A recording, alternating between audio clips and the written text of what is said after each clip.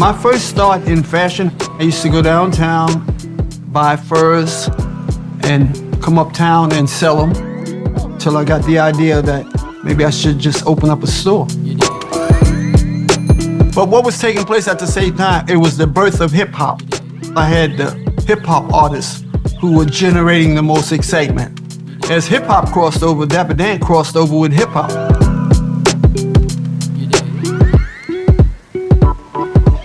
In fashion, you have to stay relevant.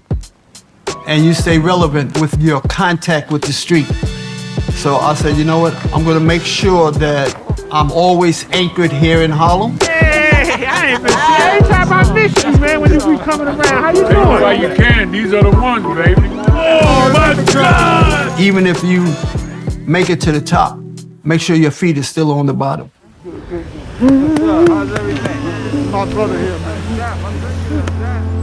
The pain that I saw that is taking place and continuing to take place during the pandemic, I was able to make it through it and am able to make it through it continuously, but I see a lot of pain around me.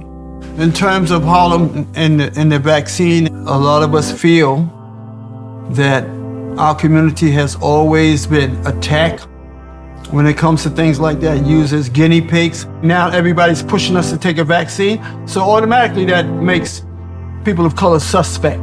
But I think it's more important that we pay close attention to the professionals. 95%. The biggest difference has been seeing so many people of color in the medical field that gives us assurance. Are we recording? We're already recording. Are we? Yes. Are we running? I'm enjoying this, so I don't. The vaccine, it's like a lot of young people are skeptical about it. Yeah, I do want to say that people have a reason, Black people in particular have a reason to have a certain amount of distrust for the healthcare system because it hasn't always been trustworthy. And I always start out by saying that I do understand that. And I don't want to dismiss as silly, when people reference the Tuskegee experiment, for example, which was an unconscionable violation of the rights of these poor sharecroppers, Black men in the South. But as you say, that's not a reason to decide not to get a vaccine that we have every reason to believe is safe and effective. It's been given to nearly 78 million people so far. These vaccines, the first two that were approved for emergency use in the United States, they use a bit of the genetic material. It's like a blueprint for the protein that's on the surface of the virus that your body would recognize, and it makes your body's machinery make that protein. So this is a much kind of cleaner, more modern technology, and it's very exciting that it's been put into use.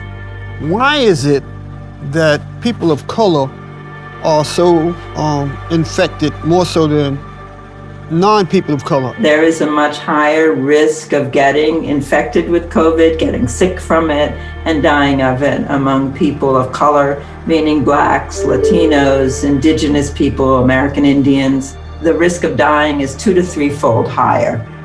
For Black people, we showed it was 3.6 times higher. Not only are Black people and other people of color dying at higher rates, we're dying at younger ages.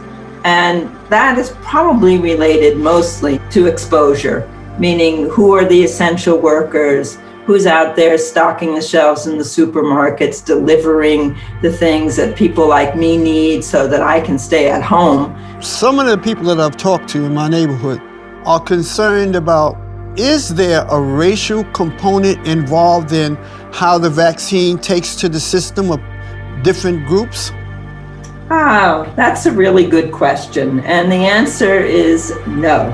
All of us are the same species, we're human beings, and the things that we identify as racial in our society, skin color, hair texture, other aspects of people's appearance, are really minor variations across human beings, and there's no reason to expect that there will be difference in response to the vaccine.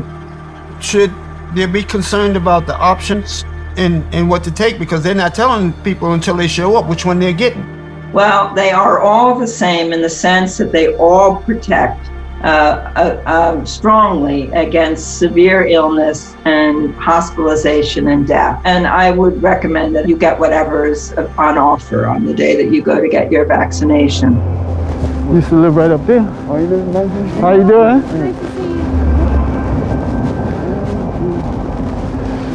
We can see the tail end of the COVID-19 pandemic, but it's going to take all of us together.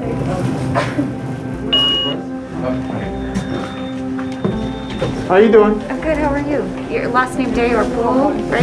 You mean my Day, card? Poole. And Poole, No, yes. Day and Poole, yeah. Yes. Let's see your physical copy of your vaccination card. Keep this somewhere safe. All right. I'm going to give this back to you, sir.